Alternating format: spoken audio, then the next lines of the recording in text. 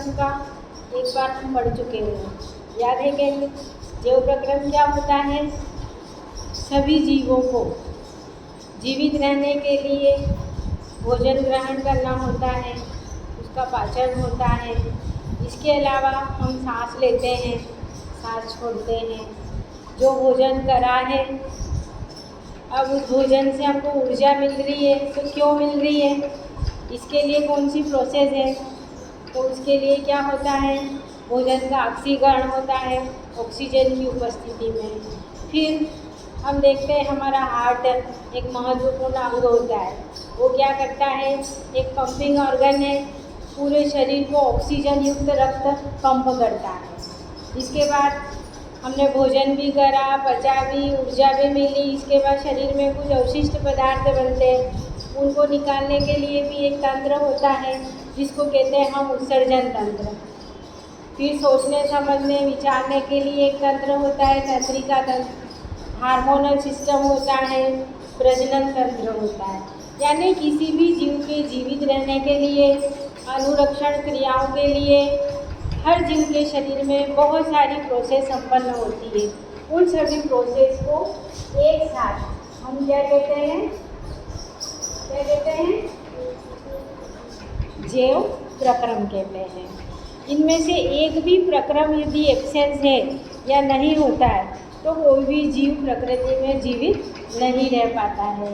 जैसे हम सामान्य बात करते हैं, ये देखते हैं हम श्वसन। श्वसन क्या होता है बताओ? श्वसन का मीन्स आप लोगों को यही पता है कि सांस लेना और सांस छोड़ना, यही है? बिल्कुल नहीं। श्वसन का मीन्स ये नहीं है। श्वसन का मतलब होता है, बताइए किसी को मालूम हो तो।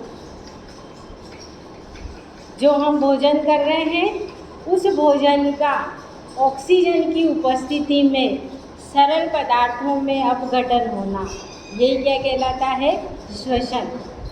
अब जैसे देखो फॉर एग्जांपल, अभी रेस्ट में हम सब ने खाना खाया है, ये देखो ये खाना खाया हमने C6 H12 O6, ये भोजन किया है।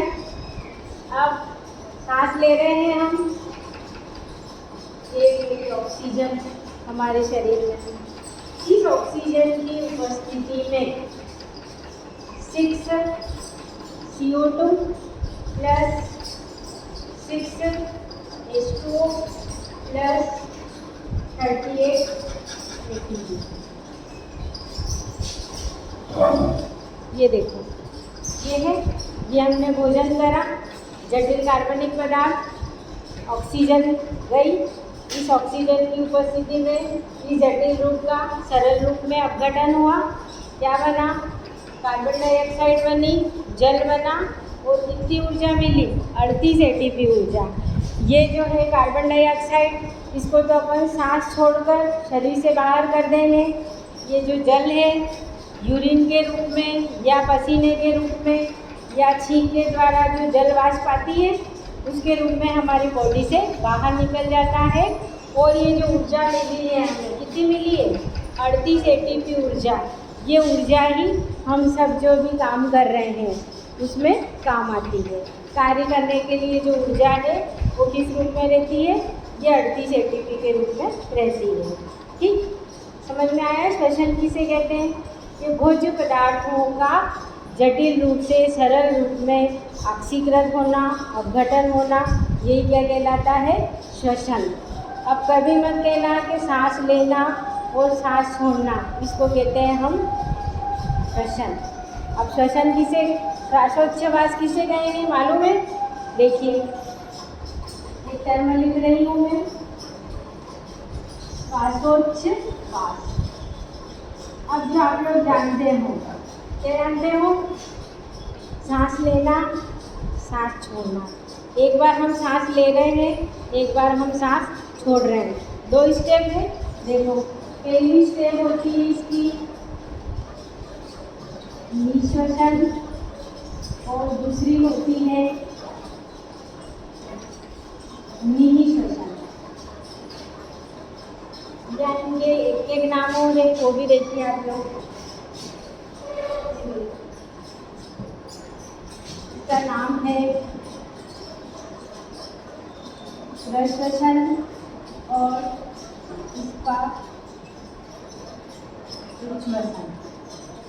अब ये दोनों क्या होती है, देखो हम सांस लेते हैं, सांस लेने ऑक्सीजन युक्त वायु को शरीर के अंदर लेना, ये लिखा, ये ऑक्सीजन युक्त वायु को शरीर के अंदर लेना, यही क्या कहलाता है, निश्वसन या प्रश्वसन।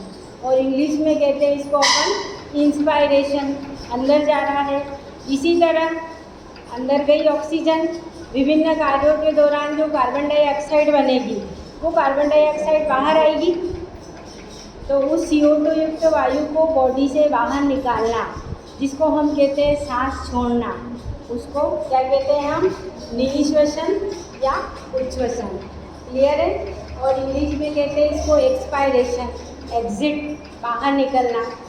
तो समझ में आया। श्वसन का मतलब भोज्य पदार्थ का ऑक्सीजन की उपस्थिति में ऑक्सीकरण होना श्वसन कहलाता है, जबकि ऑक्सीजन युक्त वायु को शरीर के अंदर लेना इंस्पायरेशन या निश्वसन कहलाता है।